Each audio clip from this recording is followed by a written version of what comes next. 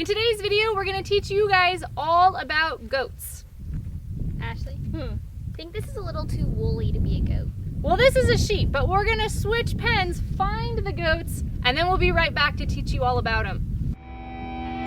Howdy, and welcome to the Boer SC Ranch, where you will experience our journey of running a family business, caring for animals, and doing life together. Subscribe now and be inspired here at the Boer SC. So we're here in one of our 2 goat pens. This is the pen that we have that has a few more goats in it, but that's okay because they're actually like half the size of our other goats. So all in all, we have less weight of goats in this pen than the other pen. Because these guys, 2 of them, Kit and Kat, one of them that Ava has here, and the one back here with the brown head, are actually going to get larger just like our other goats in our other pen, but they're young. So they're not quite as large yet. Whereas the other 3, Lilac, Petunia, and Orchid, are a breed of dwarf goats. So they're going to stay small. They're already full grown. Petunia's getting fatter, but other than that, she's not getting any larger. And they're going to stay nice and tiny, which makes them the perfect pets for people like Maddi, who are on the smaller side of things, to take them to fairs and show them in dairy goat breeding classes and fun things like that. They're a little easier to handle. And they're just not ginormous goats that are eating you out of house and home. A little smaller, very friendly, good goats to have around. So this is Kat. Her and her twin brother Kit were born in February, and they are the babies of one of our larger goats in a different pen, Caramel. And so we have them in here. Kat I'm going to use to in my breeding program. So once she gets a little bit older, she will have some babies with us, hopefully, and then we can use her and then sell her babies to other 4-H'ers so that they can show them. And then Kit, who is Kat's twin brother, we are going to sell to somebody in the community to use as we actually have a family that has taken quite a few goats of ours in the past, and they just love to have them as lawnmowers and just as pets to kind of be able to play with for their little kids. So this is Lilac. She is my Nigerian dwarf goat that I take to about 2 county fairs a year. She has been quite successful. She's had 1 junior champion and 1 reserve junior champion. And so once a year we breed them, and she had actually quadruplets this last year. And then we milk them throughout the year. I was milking her quite consistently for quite a few months. And Nigerian dwarf goats are known for their sweet milk, so it doesn't taste as goaty as some other breeds of milk. So goat taste has a very specific taste, and sometimes the Nigerian dwarf goats, their milk won't get as tart tasting. It'll taste kind of more sweet. So Orchid and Petunia. Orchid came here to the ranch at the same time as Lilac. They came here together, and they were going to be both Maddi and Kylie's show goats, like Maddi has been talking about. They're going to be going to fairs and doing all kinds of competing and things like that, so they each had 1. Maddi's, who had the quadruplets, actually had 4 boys. So the boys are not as useful to what we're doing with them in terms of showing them at fair, because you want to be showing your breeding does is what we're trying to keep around. We're not trying to keep around a whole bunch of buck goats, because they get a little bigger, they get a little smellier, and you can't house them together very well. So we kept Petunia because she was a girl. Orchid had a girl, and so we kept her. So now she's going to be another goat that we can take to fair and show and milk. But those buck goats, we find homes for them in the community, which is another really good thing about them being dwarf breeds of goat, and the fact that here we handle our goats a whole bunch. They get very, very friendly. Even if they're not bottle babies, they do actually kind of behave like they are, just because we have just messed with them and played with them and walked them and brushed them and things like that so much that it makes them really, really good candidates for finding homes in petting zoos. And people around the neighborhood who maybe don't have a lot of goat experience but are looking to have a few goats, and they want a goat that they can easily approach and pet and play with, and that will, enjoy hanging out with them. So we have a very cool thing going here where if it's a girl, we get to keep it and it has a home, and if it's a boy, it can find a home outside of the ranch very easily, because we want to make sure that we're breeding sustainably and not in a way that we're producing a whole bunch of goats that have no future, no home. We're not sure what to do with them. Maybe they end up in a bad situation. We're making sure that we're breeding here ethically and sustainably in a way that all of the goats that we produce here on the ranch have a home, whether it's here with us or with somebody else. We want to make sure that they have the brightest futures possible. So another thing to keep in mind about how we're housing our goats here on the ranch is that we actually have our goats penned up in our area here that we call the Mare Motel. Some people will keep their goats out in pasture. We definitely have put our goats out in pasture before. They enjoy it, it's fun. It's a little bit easier on us, especially when we're not having to feed them because there's enough grasses in the pasture for them to eat. But we keep them this way specifically because of the type of business that we do here at the ranch, where we want people to be able to interact with the animals. We want to interact with the animals, you know, keeping them friendly, not just sending them out to pasture in such a way that, you know, they probably will stay quite social, but they start getting used to kind of being out on their own and just being a goat in a pasture that it gets a little harder to catch them. You really can't bring them in every day, and you can't control exactly what they're eating. So we keep our goats in this smaller area here, and of course they get time out and about. This is plenty of space for them to move around in. But we do this so that when folks come and stay at the ranch and they want to come feed, they can feed these goats, they can come in here and play with them. And another reason we would keep them in like this, which isn't pertinent right now because it's not quite the right season, but when it is milking season and all of our does have kidded and had their babies, we're going to want to have them somewhat nearby where it's easy for us to go fetch them so that we can then milk our goats. And the only goats here that we would milk is if Kylie and Maddi are going to be taking, you know, Lilac, Orchid, or Petunia to fair. We would milk those goats, and they'd want to get them out every day and milk them because it's important that when they take them to fair as breeding does, that they are still in milk. So they're still producing milk, they still have a big full udder.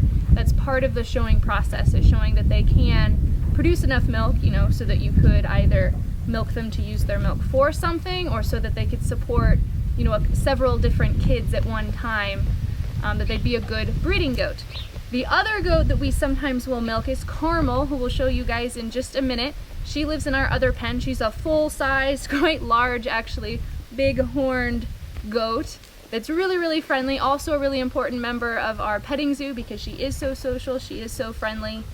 But we are also going to begin milking her. We haven't really done it in years past, other than off and on a little bit, just so that folks who come out here and stay with us get a chance to try milking and try a little bit of goat's milk.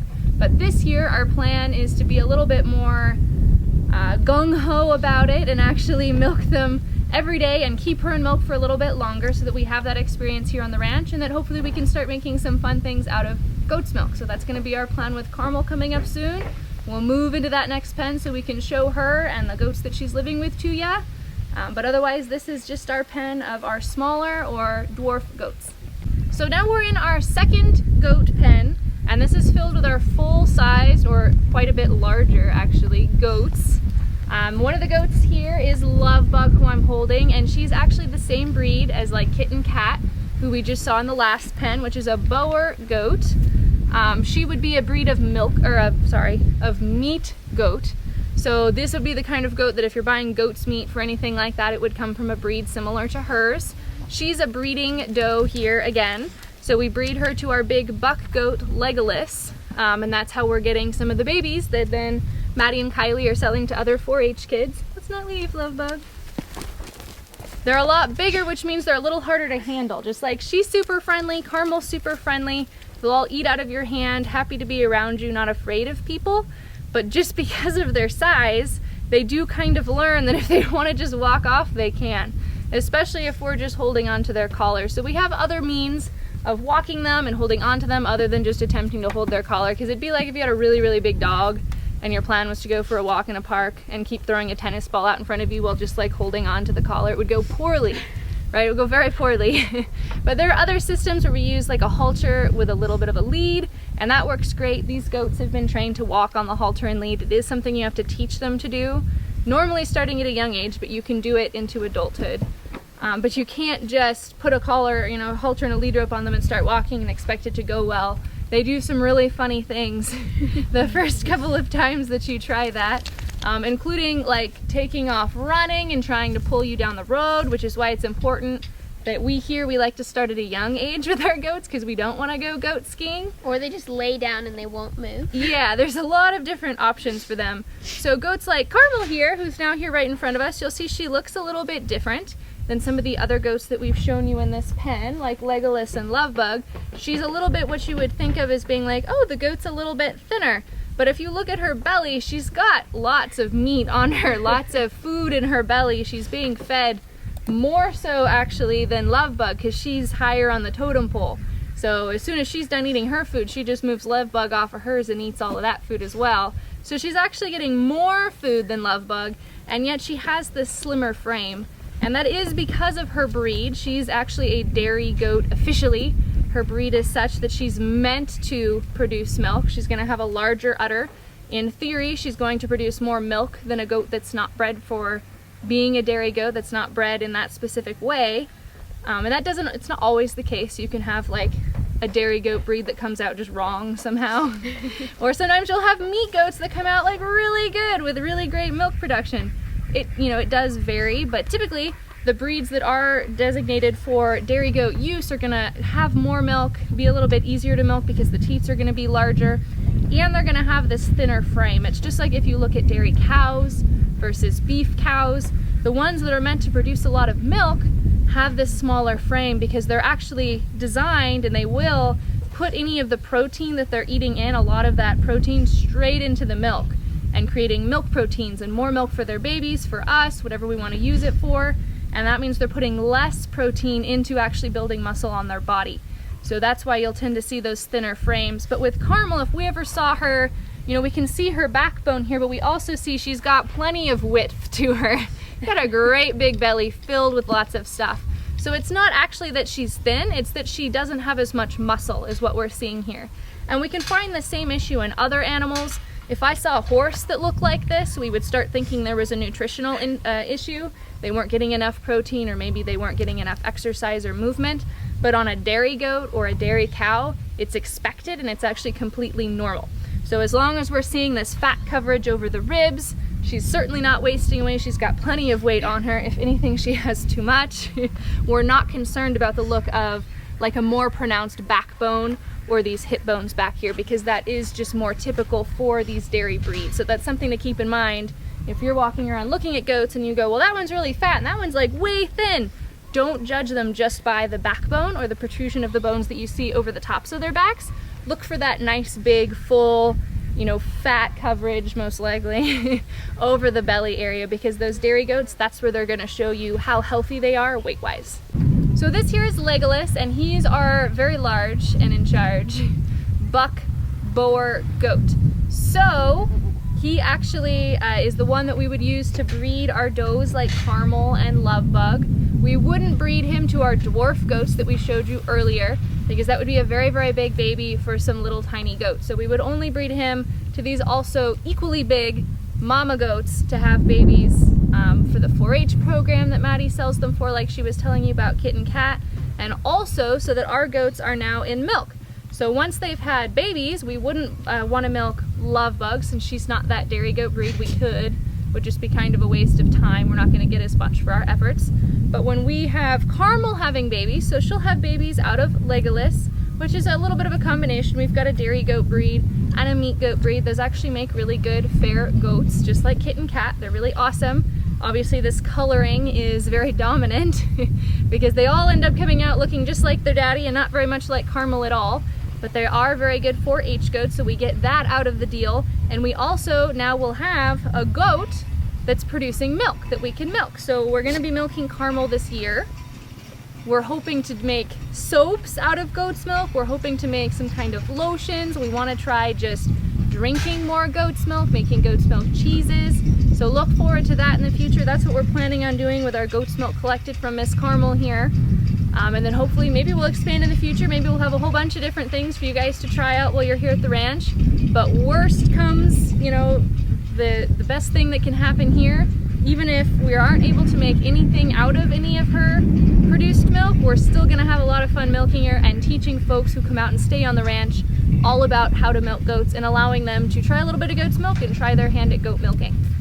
Thanks for hanging out with us as we taught you guys a little bit more about our goats here on the ranch and what our plans are for them in the upcoming months and with this next year. Next time, maybe check back in with us in the future and we'll teach you a little bit about these sheep here. I got my animals a little confused at the beginning, but we're gonna come back with some more sheep facts sometime soon so you can learn about what we're doing with them here too, right on the ranch. If you enjoyed this video, we'd love to hear from you. Like and subscribe and leave us a comment about what you might like to see in future episodes. We'll see ya back on the ranch.